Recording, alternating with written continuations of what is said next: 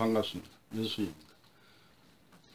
오늘부터는 그 잡설 3편에 대해서 말씀을 드리겠습니다.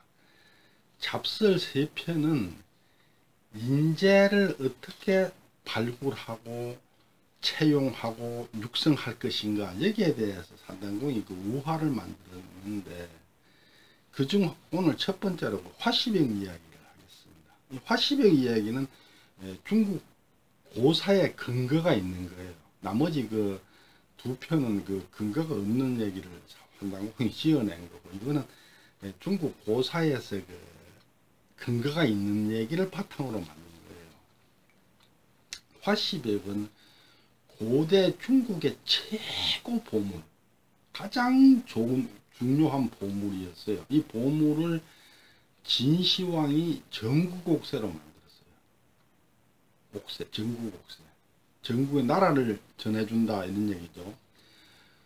화시벽으로 만든 전국옥새는 1000년 넘는 오랜 동안 황제가 천하를 물려받는 상징물로서 사용되어 왔어요. 근데 그러다 보니까 화시벽 이야기는 얘기가 상당히 길어요. 그런데 굉장히 유명하기 때문에 중국에서 영화, 드라마, 컴퓨터 게임 뭐 이런 것에 굉장히 많은 그 콘텐츠에 소재가 되고 있어요. 근데 그 내용이 상당히 긴데 제가 최대한으로 추려서 좀 간추려 봤습니다. 한비자에는 화시벽을 발견한 경위가 자세하게 적혀 있다. 초나라 사람 화시가 가시던 물 사이에서 바곡을 주어 초나라 여왕에게 바쳤다. 여왕이 감정사에게 감정을 시켰더니 감정사가 말하기를 옥이 아니고 돌입니다. 라고 하므로 여왕은 화시가 임금을 속였다 하여 왼쪽 발을 잘라버렸다. 여왕이 죽고 무왕이 즉위했다. 화시가 다시 바곡을 무왕에게 바치니 무왕 또한 감정사에게 감정을 시켰더니 이번에도 역시 감정사가 말하기를 옥이 아니고 돌입니다. 라고 하므로 화시의 오른쪽 발을 잘라버렸다. 무왕이 죽고 문왕이 즉위하였는데 화시는 바곡을 품에 안고 엎드려 사흘 밤낮을 피눈물을 흘리면서 통곡하였다. 임금이 소식을 듣고 까닭을 물었다. 천하에는 발을 베는 형벌을 받은 사람이 많은데 너는 어찌하여 그리 슬피 우는 것이냐? 화시가 대답했다. 저는 발이 베인 것을 슬퍼하는 것이 아닙니다. 제가 슬퍼하는 이유는 훌륭한 법의 바곡을 알아보지 못하고 하찮은 돌이라고 평가하기 때문이며, 또 올곧은 선비가 사기꾼 취급을 당하는 것이 슬픈 것입니다. 문왕이 감정을 하지 않고 바로 장인을 시켜서 바곡을 다듬게 했더니 천하에서 가장 아름다운 벼곡이 나왔으므로 화시의 이름을 따서 화시벽이라고 부르게 되었다. 화시벽은 초나라에서 국보로 전해오고 있었는데 어느 날 잔치 자리에서 구경을 하다가 그만 분실되고 말았다. 오랜 세월이 흐른 다음 화시벽은 조나라 해문왕 손에 들어갔다. 사마천이 지은 사기 인상여전에 의하면 강대국인 진나라의 소왕이 화시벽을 욕심내어 조나라의 해문왕에게 성 15개를 줄 터이니 화시벽과 바꾸자고 제안했는데 핑계를 삼아서 화시벽을 빼앗을 심산이었다. 제안을 거절하면 그걸 핑계로 쳐들어올 것이고 제안에 응하면 화시벽만 빼앗고 성은 주지 않을 것이 분명했으므로 해문왕은 곤란에 처하였다. 인상녀는 자신이 화시벽을 지켜낼 자신이 있다고 하면서 사신으로 가겠다고 자청하였다. 인상녀는 화시벽을 가지고 진나라로 가서 소왕에게 바쳤다. 소왕은 궁녀들을 모아놓고 화시벽을 자랑하며 마치 자기 것인 양하였다. 인상녀가 화시벽에도 흠결이 있습니다. 저에게 돌려주시면 찾아서 보여드리겠습니다. 라고 말하여 화시벽을 돌려받았다. 이로 인하여 옥에도 티가 있다는 속담이 생겨나게 되었다. 화시벽을 돌려받은 인상녀는 화시벽을 주춧돌에 내려쳐서 깨어버릴 것처럼 하면서 말하기를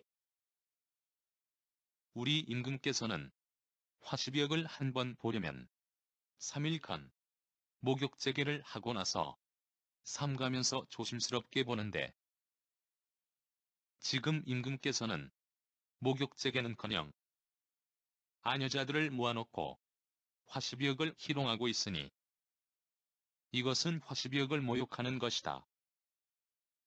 이런 모욕을 당할 바에는 차라리 화시벽을 깨뜨려버리는 것이 옳다.